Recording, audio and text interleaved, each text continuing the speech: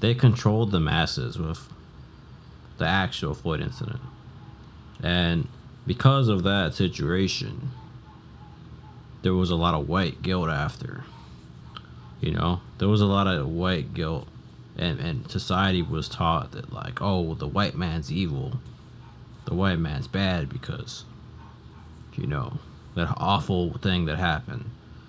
You know, like, I'm not going to get into the specifics of that, but I am going to say that because that incident and a lot more of the BLM stuff being pushed after this, like, it was all intentional to get people riled up, to scapegoat light-skinned people intentionally.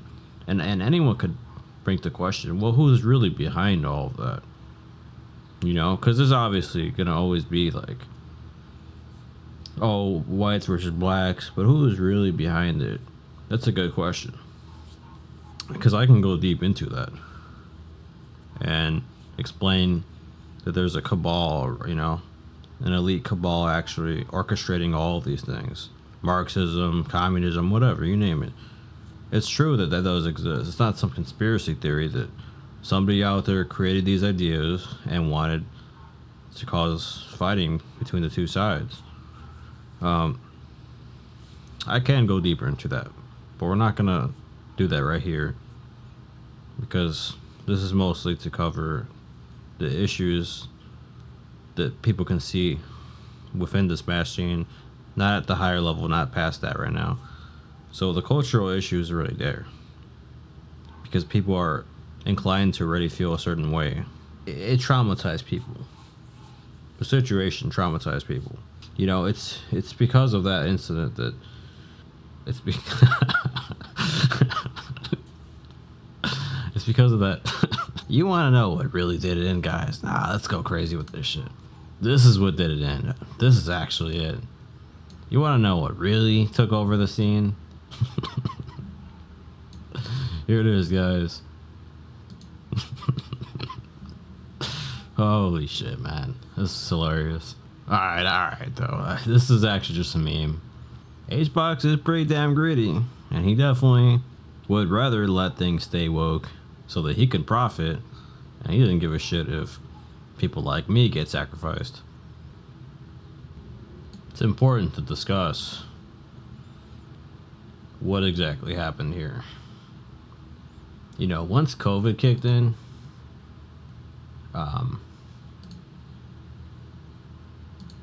people started to get scared. They made people weak, specifically men, though. See, they went after the men. They went after the men first. They want full-on enslavement. They want to have total control.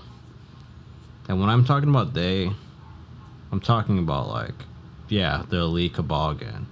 Now, but this still applies to the Smash scene, because people were vulnerable in the Smash scene, so they felt, oh, we need to stand out, and we need to go queer and, like, embrace our inner selves again. So when they keep going back to that, it becomes their method to deal with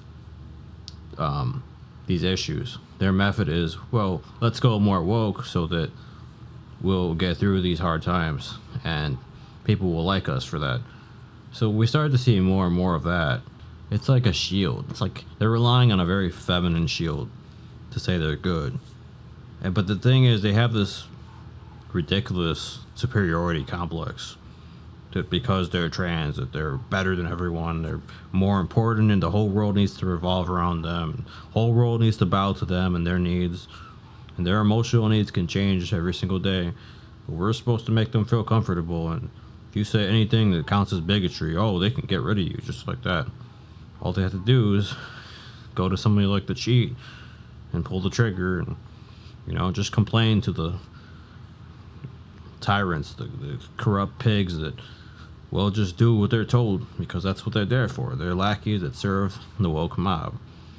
And when you have political mascots playing identity politics and complaining, oh, no Fluxus makes me feel uncomfortable and I don't want to see him ever again, when they say things like that, they know that it creates that boogeyman narrative, and they're able to guarantee that I can't come back.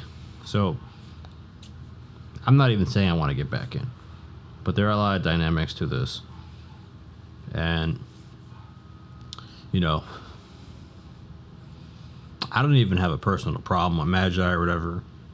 I don't hate them. I don't want to come after them and attack them. This isn't about Magi. This is about Marxism. This is about the fact that No Fluxes got framed for racism. I'm not actually white. I never really did anything.